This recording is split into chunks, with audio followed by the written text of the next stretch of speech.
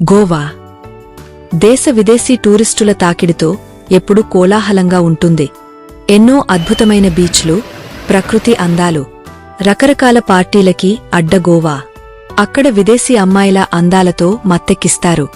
వరల్డ్లో ఉన్న అన్ని కాస్ట్లీ బ్రాండ్ మద్యం బాటిల్స్ ఇక్కడ తక్కువకే లభిస్తాయి. జీవితంలో ఒక్కసారైనా గోవాకు వెళ్లి రావాలనుకునేవారు ఎంతోమంది ఉంటారు. గోవా గురించి తెలిసిన విషయాలు కొన్ని అయితే, తెలియని ముచ్చట్లెన్నో ఉన్నాయి. గోవాలో ఆ పని బహిరంగంగానే జరుగుతోంది. గోవాలో ఆ ప్లేస్లోని అన్ని ఇల్లు వ్యభిచార గృహాలే. అయితే గోవాలో అక్కడ ఫ్రీగా అమ్మాయిలతో ఎంజాయ్ చేయొచ్చని, అక్కడ పెద్ద మాఫియా కూడా ఉందని మీకు తెలుసా? మొదట వ్యభిచారం బహిరంగంగానే జరిగింది. అయితే ఇప్పుడు రిస్ట్రిక్షన్స్ ఎందుకొచ్చాయి? ఇలా ఈ వీడియోలో గోవా గురించి ఎవరికి తెలియని ఎన్నో ఇంట్రెస్టింగ్ విషయాలు తెలుసుకుందాం.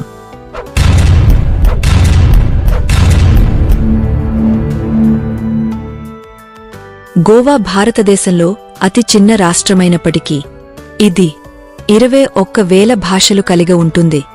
ఈ రాష్ట్రాల్లో జూదం చట్టబద్ధమైనది. మరియు మీరు ఇక్కడ చాలా తక్కువ రేటుకి మద్యం పొందొచ్చు. అంతేకాదు ఈ రాష్ట్రం నైట్ లైఫ్కి ఎంతగానో ప్రసిద్ధి చెందింది.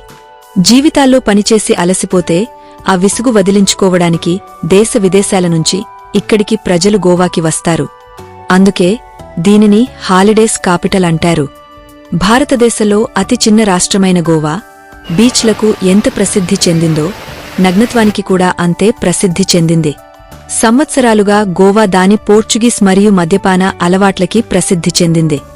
మీరు మొత్తం భారతదేశంలోనే అతి తక్కువ ధరకు మద్యం అక్కడ కొనుక్కోవచ్చు.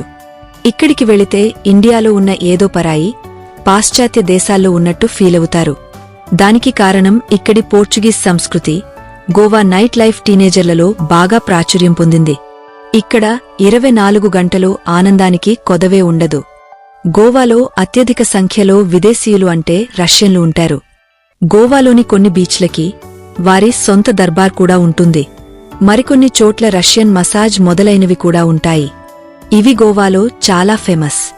కానీ మీరు వెళ్లే ముందు జాగ్రత్తగా ఉండండి. ఎందుకంటే ఇక్కడ రష్యన్ మాఫియా చాలా నడుస్తుంది.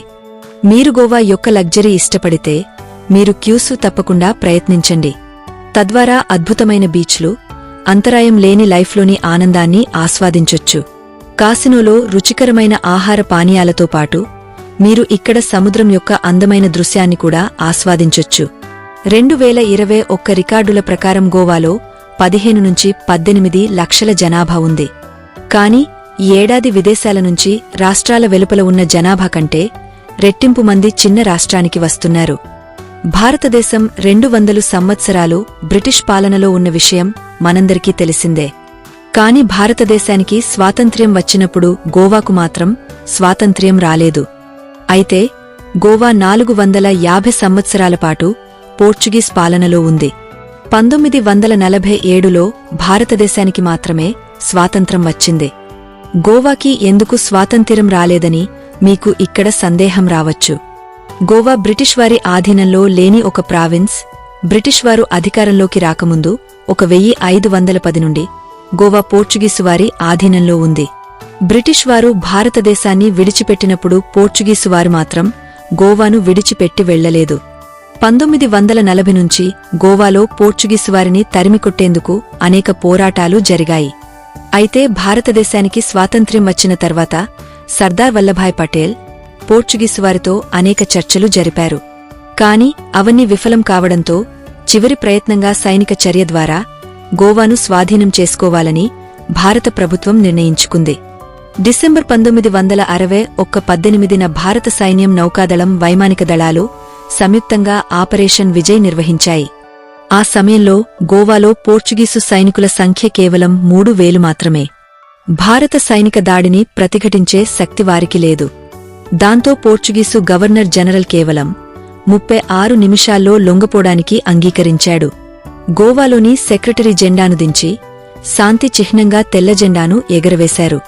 మరుసటి రోజు అంటే డిసెంబరు 19న భారత సైనికాధికారి మేజర్ జనరల్ సెక్రటేరియట్ ముందు భారత జాతీయ పతాకాన్ని ఎగురవేయడం ద్వారా గోవా అధికారికంగా భారత యూనియన్లో విలీనం చేయబడింది. ఈ కారణంగానే గోవా ప్రజలు సంవత్సరానికి రెండుసార్లు ఆగస్టు 15 మరియు డిసెంబర్ 19న స్వాతంత్ర్య దినోత్సవాన్ని జరుపుకుంటారు. పోర్చుగీసువారు భారతదేశానికి వచ్చినప్పుడు వారు తమ కుటుంబాలతో అంటే వారి భార్యతో, స్నేహితులతో లేదా వారి మహిళలతో రాలేదు. ఎందుకంటే వారు తమ లైంగిక కోరికల కోసం భారతీయ మహిళలను వాడుకున్నారు. అందుకే అప్పటినుంచి గోవాలో విచారణ కొనసాగుతోంది. ముఖ్యంగా వాస్కో సమీపంలోని బైన బీచ్ వ్యభిచార కార్యక్రమాలకు ప్రసిద్ధి చెందింది.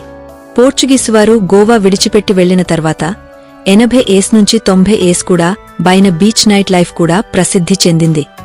దేశ విదేశాల నుంచి వచ్చే పర్యాటకులు మొదటగా వెళ్లడానికి కోరుకునే ప్రాంతం ఇదే. కాని కాలక్రమేణా కొత్త ప్రభుత్వం అధికారంలోకి వచ్చాక ఈ అక్రమ కార్యకలాపాలకు అడ్డుకట్టపడింది. ఇప్పుడు ఇక్కడ అలాంటి వ్యభిచారం ఆనవాళ్లు కనిపించవు. గోవా ఆర్థిక వ్యవస్థ ఎక్కువగా పర్యాటకులు మరియు మద్యంపైనే ఆధారపడి ఉంది. ఇక్కడ మద్యం మొత్తం దేశంలోని అతి తక్కువ రేటుకు లభిస్తోంది. అందుకే లక్షలాది మంది మద్యం ప్రియులు ప్రతి సంవత్సరం కనీసం ఒక్కసారైనా గోవాను సందర్శించడానికి ఇష్టపడతారు. మీరు కూడా గోవా వెళ్లాలని ప్లాన్ చేసుకుంటున్నారా? అయితే మనలో ప్రతి ఒక్కరికి గోవా వెళ్లాలని కోరుకుంటుంది. కాని కొన్నిసార్లు మన ప్లాన్ సక్సెస్ అయితే మరికొన్ని సార్లు అవ్వదు. చాలామంది ఇళ్లలో గోవా వెళ్లడానికి ఇష్టపడతారు. కాని కుటుంబంలో మాత్రం గోవాకి వెళ్లడం ఒక రకమైన పాపంగా భావిస్తారు. గోవాలో ప్రధానంగా ఇంగ్లీష్, హిందీ, మరాఠీ, కన్నడ భాష మాట్లాడుతారు. ఎందుకంటే కర్ణాటక, మహారాష్ట్ర నుంచి పని వెతుక్కుంటూ గోవా చాలా మంది వెళ్తూ ఉంటారు. బీచ్లోకెళ్తే మసాజ్లు, టాటూలు వేస్తూ కనిపించే వారిలో ఎక్కువ మంది ఉత్తర కర్ణాటకకు చెందిన వారే ఉంటారు. గోవా చరిత్ర ఎంతో ప్రాచీనమైంది. అనేక శాసనాల్లో గోవా ప్రస్తావనలు చూసేందుకు లభిస్తాయి. పరశురాముడు మితుల నుంచి బ్రాహ్మణ కుటుంబాన్ని తీసుకొచ్చి ఇక్కడ స్థిరపడ్డారు. గోవా చర్చిలకి, బీచ్లకి, అందమైన బుట్ట బొమ్మలకు ప్రసిద్ధి చెందడమే కాకుండా అద్భుతమైన దేవాలయాలు కూడా ఎంతో ప్రసిద్ధిగాంచింది. ఇక్కడ మంగేస్ దేవస్థానం మరియు శాంతదుర్గ ఆలయంతో సహా అద్భుతమైన ఆలయాలు కూడా ఉన్నాయి. పనాజీ గోవా యొక్క రాజధాని, ఉత్తర గోవా జిల్లాకు ప్రధాన కేంద్రం ఇది. ఇప్పుడు ఒక అందమైన నగరం.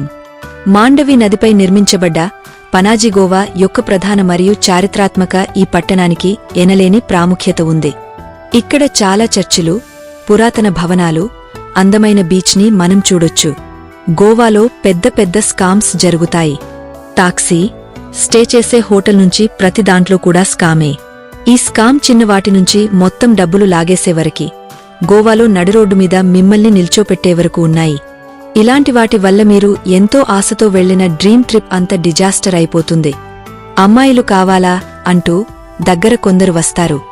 ఒక ప్లేస్కి తీసుకెళ్లి డబ్బులు గుంజి రోడ్డు మీద పడేస్తారు. ఇంకా మసాజ్ పేరుతో రూంలోకి తీసుకెళ్లి మిమ్మల్ని నిండా ముంచుతారు. ఇక ఇక్కడ అతిపెద్ద స్కామ్ అంటే అమ్మాయిలే. ఏజెంట్లు అమ్మాయిని అరేంజ్ చేస్తాం అంటూ పక్కకు తీసుకెళ్లి పెద్ద బొక్క పెడతారు. అమ్మాయిలు మీతో టైం స్పెండ్ చేస్తారు. కాకపోతే వాళ్లు ఆర్డర్ చేసేవి అన్ని పబ్లోని హైయెస్ట్ కాస్ట్. అప్పుడు మీ జేబు ఖాళీ అవుతుంది. ఇలాంటి మోసాలు ఎన్నో జరుగుతాయి. అయితే కొన్నిచోట్ల విదేశీ అమ్మాయిలకు ఇండియన్ అబ్బాయిలు నచ్చితే ఓకే అనుకుంటే లైంగికంగా ఎంజాయ్ చేస్తారు. కావాలంటే డబ్బులు కూడా ఇస్తారట. ఒకవేళ మీలో ఎవరైనా గోవాకు వెళ్లాలని అనుకుంటే సాధ్యమైనంతవరకు నవంబర్ నుంచి ఏప్రిల్ వరకు గోవా పర్యటన గురించి ఆలోచించడం మంచిది. సో ఫ్రెండ్స్, మీలో గోవా వెళ్లాలని ఎవరికి ఆశ ఉందో కామెంట్ చేయండి. వీడియో నచ్చితే లైక్ చేయండి, షేర్ చేయండి, ఛానల్ని సబ్స్క్రైబ్ చేయండి.